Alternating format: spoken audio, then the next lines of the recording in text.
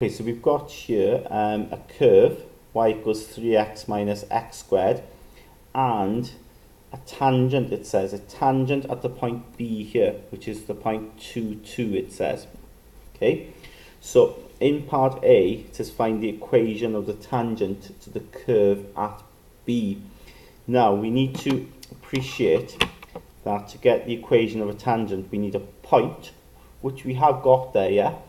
Okay, that's the point on the tangent. We also need the gradient. Okay, so to get the gradient of this tangent, it's not given to us. Of course, we go then to the curve, don't we? Because with the curve equation, y equals 3x minus x squared, if we work out the gradient function, which is simply dy by dx, okay, and in this case then it'll be 3 minus 2x, yeah, because you bring that 2 down in front, so there's 2x there. If we work out the gradient function, we can work out the gradient when x is 2. And of course, the gradient of the curve when x is 2 will be the same as the gradient of the tangent, won't it? Because the tangent is the same slope as the curve at that point. So we could say, look, at b, dy dx equal to 3, take away 2, subbing in x to be 2, and we get minus 1. So that is the gradient of the tangent. Okay, so then using the equation formula for tangent, y minus y1 equals mx minus x1. Well, the point, of course, is b, isn't it? That's what it goes through. So be y minus 2 equals minus 1 x minus 2. Okay, so there's my equation there with value subbed in.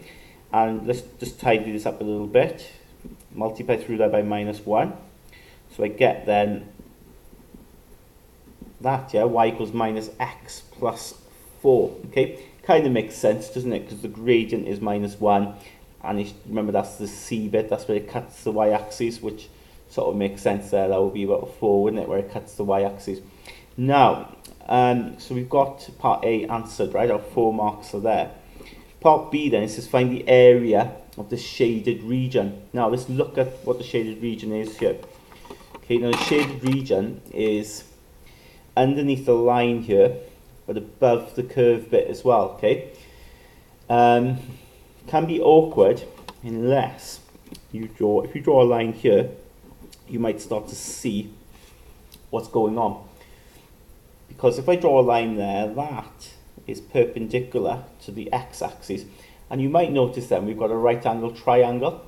Okay, so if I can work out the area of that right angle triangle, I've got the area of all of that there, and all I got to do is work out the area of this white bit, which is the area under the curve, and take it away. Alright, simple as that.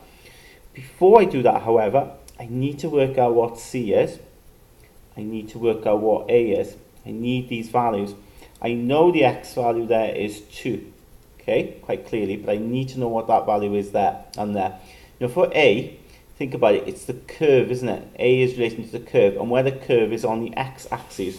So, we can say for A, okay, on the x-axis, y is 0, and of course that's relating to the curve, so 3x minus x squared will be 0. And then we can just factorize out an x. So either x will be 0 or 3 minus x will be 0, which means x will be 3. Now I know it's going to be x equals 3, isn't it? Okay, that's where A is. Okay, so A will equal to 3, 0. And we can sort of point that out on here. It's got to be 3 there, isn't it? It can't be 0. That's the one that's 0, isn't it? Right, it goes through the origin. Now C, let's look at C. C is on the line, isn't it? So now we're not interested in the curve, we're interested in the line. So to get C, where that line crosses the x-axis.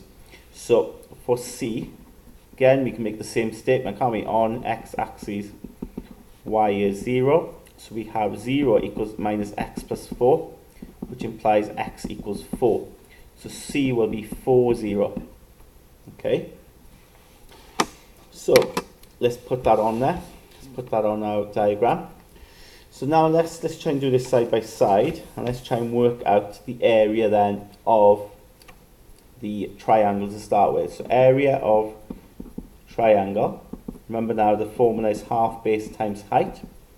So it'll be half times the base. Now look at my triangle here. The base will be all of that there, yeah? So it's going from 2 to 4. So it's just a distance of 2, isn't it? From there to there. The height of 2 as well. Okay, so base 2, height 2. That comes out to be 2 when you work out that area. Okay, so then let's work out the area of the white bit. Okay, so area of the white bit, or I should say area under curve. Now in that case, the curve, remember, is 3x minus x squared.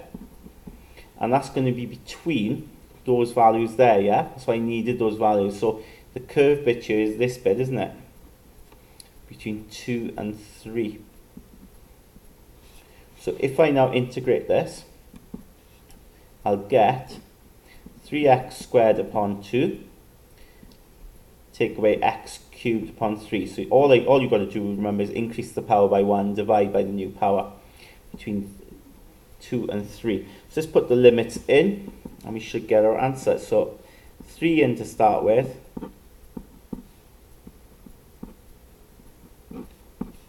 and then 2 in.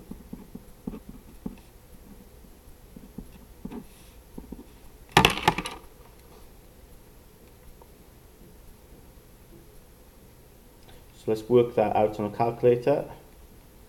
So first thing here comes to 9 over 2.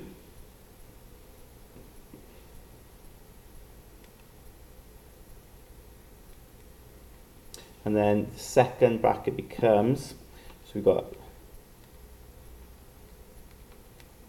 10 thirds. So if I work that out there, 9 over 2, take away 10 thirds, that comes to 7 over 6. Now remember what I've got to do, okay? Going back to this, I've got to do the area of the big triangle here, take away that curve bit there. So the area, shaded area, will equal to 2, which is the triangle, take away 7/6, which will be 5 over 6. Okay, so that's my final answer there.